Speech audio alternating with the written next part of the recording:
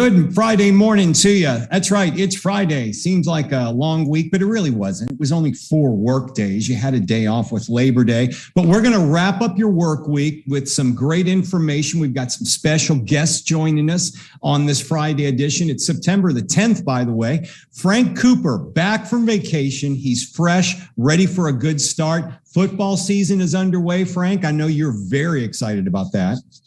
Oh, I'm ecstatic. I want payback. The Bucs beat us last year in the Super Bowl, and I hope we play them again. I want payback. Well, he's talking the Kansas City Chiefs. Yeah, he's a big Kansas City Chief fan. And, you know, Frank, I've got to send my condolences to the Cowboy fans. You know, it's a sad thing with Cowboy syndrome because these fans actually start the season thinking their team is going to win the Super Bowl. And they honestly believe that. And so please take some time, pat them on the back today and show them some love because they need that help this morning. It was a tough game. It was a good one last night though, right? Hey, it was a great season premiere. Yep. This is why I love sports so much. It's unscripted. You don't know what's going to happen. A lot of people had the Cowboys getting blown out, but they competed. Dak looked great. Yeah. Yeah, put up 400 yards, 4 touchdowns. So he's looking really good. Yeah, he looks really good. I would like to see Zeke get the ball a little bit more, but other than that, it was a good game. It was a really good game. It was a great game. We're going to talk that and more. We got some big news. U of H going to the Big 12. All types of cool things happening in the city of Houston and the state of Texas. Stick around for that and some HCC news and announcements. Some special guests on the show. Oh, by the way, Frank, remind folks about our social media because we're on HCCTV at noon and 5 with the show. Catch the rebroadcast, and you can find us in social media as well. Absolutely. Noon and 5 on HCCTV, Monday through Friday. Also, we're on YouTube Live streaming right now. We're also on Facebook Live. We'll also put the episodes on Twitter and LinkedIn as well. So for YouTube, hit the notification bell for HCC up to the minute, and you'll get all the interviews, all the episodes, all your campus news in the HCC universe. That's right. Stick around, Frank. We'll check in with you in a little while here. Okay, it's Film Friday. We got a special guest joining us. Have you been to the Rooftop Cinema? Well, you're going to get a look at it today. Eric Herrera is the spokesperson for Matchstick Public Relations. Good morning to you, Eric. Hey, good morning, Frank. How are you? We're good. We're good. It's a beautiful day to be outside. A lot of things going on at the Rooftop Cinema. Look at that. Picture perfect day. This is Chamber of Commerce weather we have going on right now.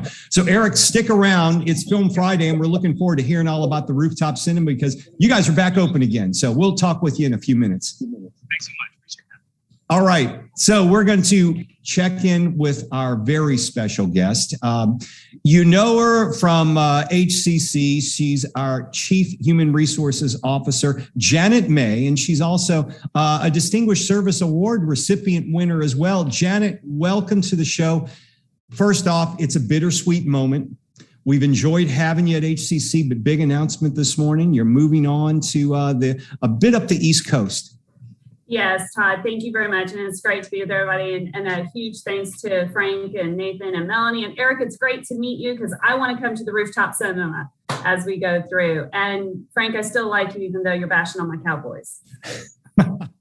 No, I would never. No, I was going to tell you to slow down the bashing. I come in peace. I don't want no problem with the Cowboys. All right, we're good. We're good. So for those of you that don't know, I grew up in the Dallas-Fort Worth area. So by default, I am a Cowboys fan, but I'm also a huge Texans fan. So I want to see both teams beat up on the Buccaneers this year. And if Kansas City can win it, even better because of Mahomes and his tie to Texas Tech. So we're all good. There you go. And plus, we DFW brothers and sisters. I'm from Arlington, so there you go. Grew up in the Frank comes in peace. He just wants to dispel any rumors that he talked bad about the Cowboys. Exactly. He's like, I didn't do it. He's neutral on this, folks. All right. Yeah. And today is a bittersweet day. I'm very excited about what's coming up. I've been here with HCC for 8 years. It's hard to believe that on that end, and done a lot of great things, but gonna get ready to go on to some new adventures with the University of Alabama at Birmingham to be their Chief Human Resources Officer. That's incredible. Janet, we wish you the best of luck there. We're going to miss you here, but I know there's a few things we want to talk about. First things first, you were featured in Higher Ed Magazine for receiving an award. Maybe you can tell us about this award because what an honor it is and a bit of a parting gift for you. Absolutely, and Todd. So I've been recognized by the College and Universities Professional Association for Human Resources. It's a very long title. Coupa HR as their Distinguished Service Award winner national for this year. And it really does honor, first of all, I was taken aback. I will be the first to tell you, I was very surprised when they called and they let me know. I hadn't even known I had been nominated for the award. And so I had to send a big shout out to Dr. David Blake, who is with California Western College, which is a law school. And he had actually nominated me for that. And I've worked with him for years. But it really does just honor all the service of, servant leadership that I've done with Coupa HR.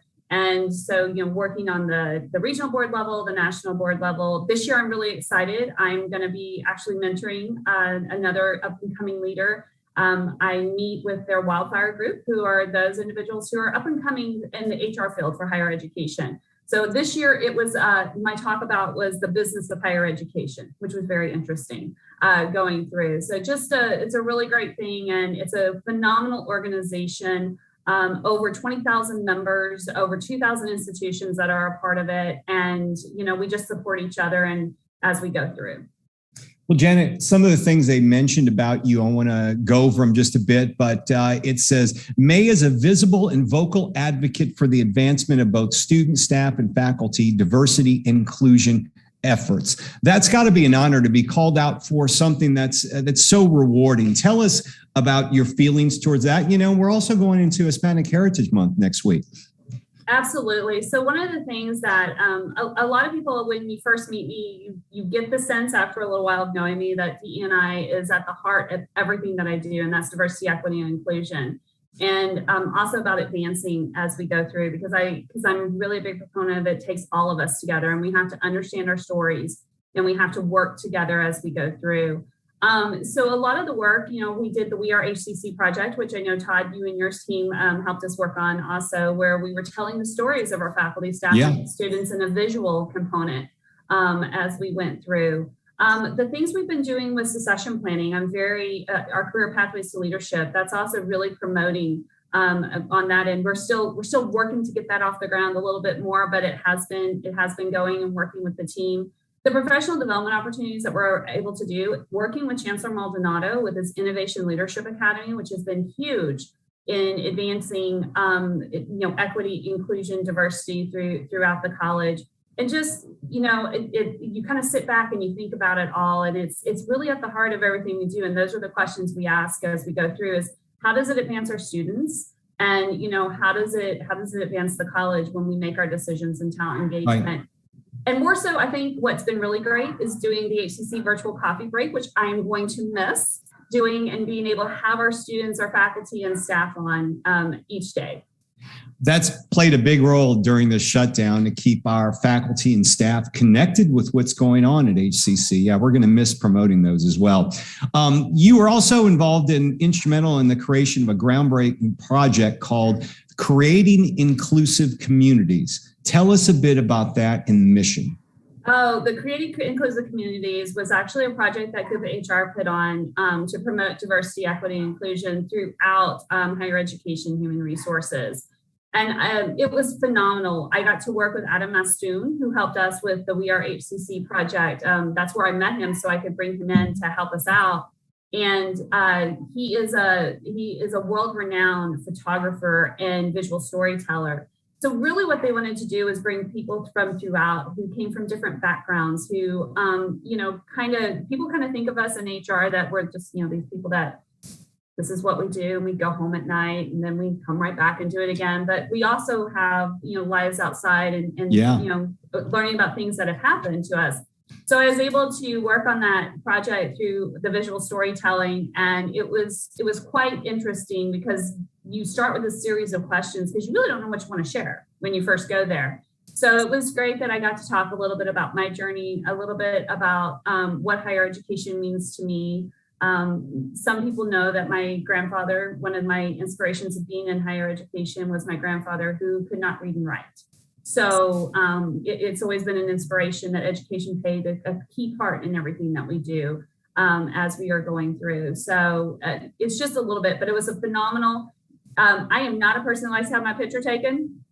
truth be told, on that end, but Adam did a great job. I think they had one of me jumping. I was like, you really want me to jump? And, things of that nature. So it was a great opportunity and really made us feel comfortable. And I was so excited. I got to share this adventure with individuals that had children who had autism. And they were CHROs and really working with their children and bringing them through, from that standpoint of autism and really how they promoted people coming in. Had another, another person that was coming up through HR who was actually an immigrant into the U.S. and Muslim. And she talked about her experience as being a Muslim female coming up through this world of HR and how she was balancing bringing her culture in along with the American culture going through. So lots of great things. Janet, one thing I know you're going to be moving on, but you've scheduled and your team has scheduled a number of events for the fall for talent engagement. Maybe you want to highlight a few of those things? Yeah, so we're keeping doing everything that we've been doing in talent engagement, our Lunch and Learn Wednesdays and things of that nature. I will be doing the coffee breaks probably right up to the end. I'm really excited. I got Chief Benford coming on next Tuesday. He'll be here with us Tuesday, our new police chief. And then I've also got Jennifer Vaca, who's coming on from the Adjunct Faculty Academy. And she's going to talk a little bit more about that. And then we've got Francis Vlogren Glover, who is our new president of Southeast College coming through. We've also still continue our professional development opportunities. We just finished something that was huge that I want to highlight because I have to give a huge shout out to the entire talent engagement team. We just onboarded over 50 faculty members full-time, around 50 full-time faculty members. We've been onboarding our visiting faculty, which is now up to 22. We're hitting closer to the 50 mark. And it's our heaviest time. So I think we brought in over 100 people in a 2-day period, and they went through the onboarding process with us, which is all virtual. So a huge shout out to the talent learning development team. They make it happen. They make everybody feel welcomed as they're going through. And a big shout out to the talent acquisition, the talent technology, just every single, the comp teams. They were working nonstop to get these offers out the door, and the payroll team who makes it, all happen as we go through. Well, Janet, we're certainly going to miss you at HCC from a personal level. I've had a chance to work with you not only on the air and in front of groups of people, but also behind the scenes. And you've offered incredible guidance, and you've always answered the emails, and it's refreshing. And I appreciate everything you've done for us and really working for us as well with HCCTV. So best of luck in your new role, and I'm sure our paths will cross again someday. You take care. Absolutely, Todd. Thank you so much. And just remember, I'm always a phone call away. Most people have my cell phone number, so just reach out. Thanks, Janet. Good luck to you. Bye, guys. Y'all have a wonderful Friday. Bye-bye, Janet.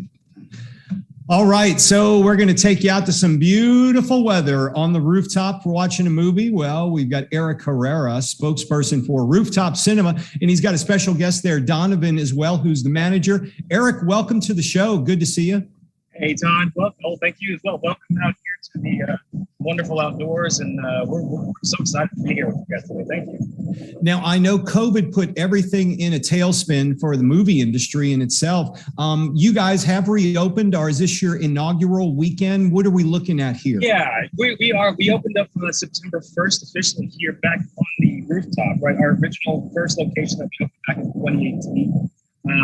But a lot of people also might remember us from the days of our drive-in. Yeah. Speaking of COVID, right? This was what this was kind of our alternative last year, kind of in response to that. So when all the theaters are shutting down and everybody's for some sort of outdoors, especially, and a way to still get back into the seeing of the movie. The drive-in was our solution. That we have moved on from, and now we're back here to the. So if someone is looking to come to the movies and see a movie at night, what time do you start? Do you start right at dusk? And what do you have on tap for this weekend? Well, that's such a great question. Thank you for asking that, because what is exciting about this location and the reopening here is we've done a few upgrades. One of them being our new LED screen. It's massive, it's giant. It will allow us to show movies earlier in the day, so we can start as early now as 5 o'clock to show some matinee movies, so family-friendly shows for everybody to watch Friday through Sunday. So that alone has made such a huge difference. Right. We typically have started later. And you also have food and cocktails as well for the movie experience, right? That's right. So yes, and part of our response to COVID and keeping everything safe, we do everything prepackaged for right now. And so we're keeping everything. So yes, we have our traditional concession stand type of food. We have our prepackaged drinks and just our, everything is canned. And we're doing everything we can to kind of keep the experience, while still outdoors, keep it safe. And let's see, you're open 7 days a week, and you have 3 screenings a night. Yes, depending on the night of the week. Yes, on the weekends we do up to 3. Every other night is 2 screenings a night, starting right around sunset. Right, what people love about this experience is coming out here. I know it's a little bright and we're out here during the day, but if you can imagine at sunset what the skyline view looks like. The atmosphere and the look, and we're going to give you guys a tour around the place. But it's got a great vibe, great feel, and that's when we start that first film. Well, let's get a play. I know you've got Donovan there. Let's get Donovan on, and we'll take a look at some of the. Hey there, everybody. Yes. Hey, Donovan. I'm going to take over the camera here, and we'll move it around so you guys can see everything that we are seeing. All right, so we turn the camera around. Donovan, which we got behind you? Yeah, this is our new ad. We got our new Flamingo Mascot. He's super great. We're excited to kind of roll him out. He's kind of showing off our headphones. We listen to all of our movies via headphones. Oh, that cool. way the sound is, crystal clear for all of our customers. Okay. Even if you got a chatty Cathy right next to you, you're totally blocking them out with these. It's great. So Donovan, just quickly, for tickets there, maybe you can talk about kids 12 and under. What's the cost, and cost for adults as well? Right. So our kids tickets are starting at $13.50 right now. Okay. And depending on the type of seat that you book, we got 3 different types of chairs based off your level of comfort. We have our strap chairs, our lounge chairs in the back of the theater, our Adirondack chairs. Those are the chairs with the cushions for maximum comfort. But if you want to lounge, if you prefer the beanbags, we got the beanbags too. Really popular with the kids. All of the tickets start at $13.50, and our adult tickets start at $17.50 right now, depending on where you want to sit. Okay. Do you suggest that people buy their tickets online before they get there, or can they get them when they arrive? Absolutely. Absolutely. You want to buy your tickets online because the seats sell out fast. Very high demand right now. You want to get your tickets online. And if you get here and you decided, I like my seat, but I like that one better, we've now just introduced a function where you can upgrade your seats right at the venue. Cool. So you want to get your tickets at rooftopcinemaclub.com. Okay. And I know the holidays are a bit away, but you guys got some holiday movies on tap. First off, what's on tap this weekend? What can people come see? So this weekend, we're focusing on the 80s. All right. Cool. We got classics like Back to the Future, Do the Right Thing, Goonies, Gremlins. Really, there's something. Oh, Breakfast Club, 16 Candles. We're about movies here. And we love rocking the 80s, and we're going to rock it this weekend for sure. And as we get into the holiday season, I imagine you guys will have some holidays movies as well. Maybe Christmas Story, Christmas Vacation. Absolutely. Absolutely. For the holidays, for Halloween, we're going to be doing a Nightmare Before Christmas. We're in Texas, so we got to do Texas Chainsaw.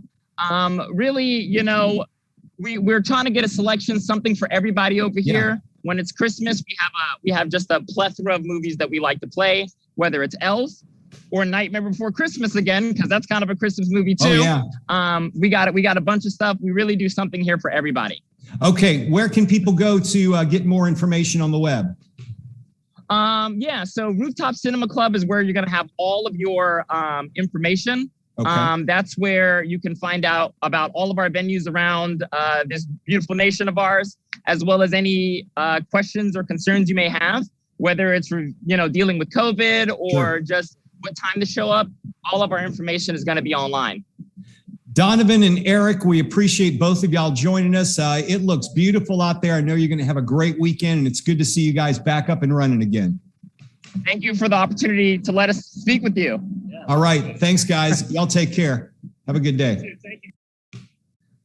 All right. We're going to move on to our HCC news and announcements. So, Frank, I know we got a few things going on. We want to talk a little bit of sports, so we'll leave some time for that because a lot of things have happened. You went on vacation. A lot happened while you were gone. Just a lot happened. But first, let's get into some of the important things.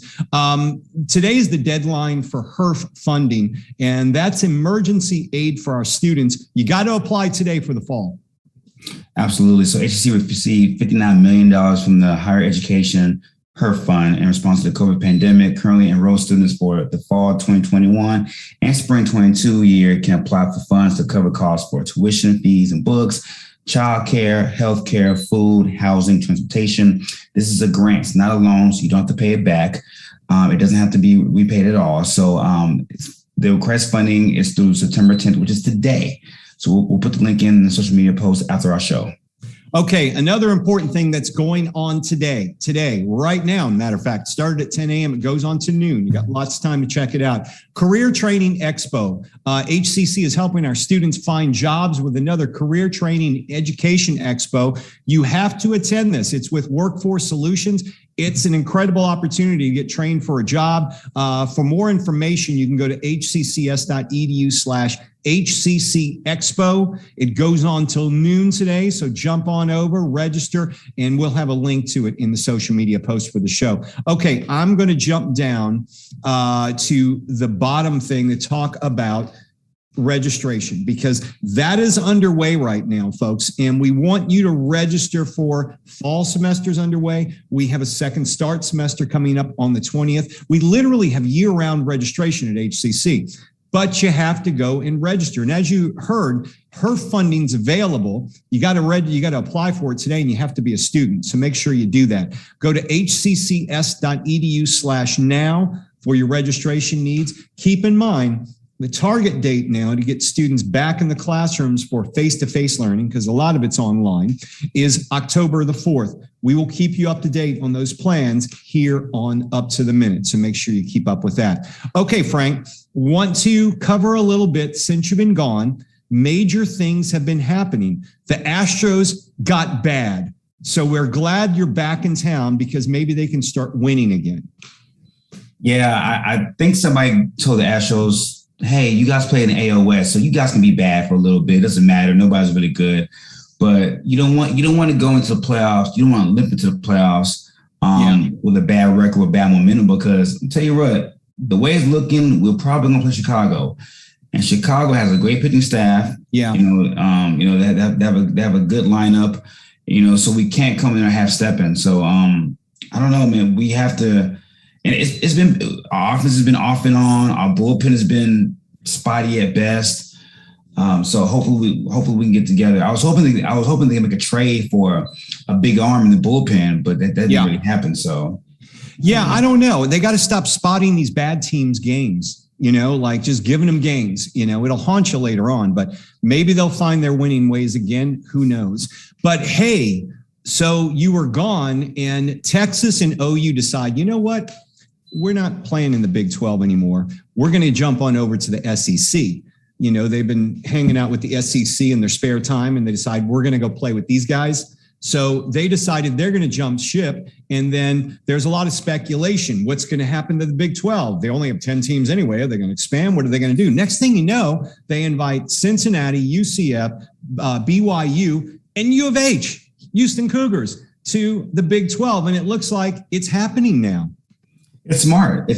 I don't know the Big 12 commissioner's name, but that was a great job by him rallying up and finally getting U of H into the fold. Because look, Houston is a top 5 market as far as TV. Like now you bring it into the fold, and not only just Houston, you bring Utah, you bring the Northwest back into the fold now. With BYU.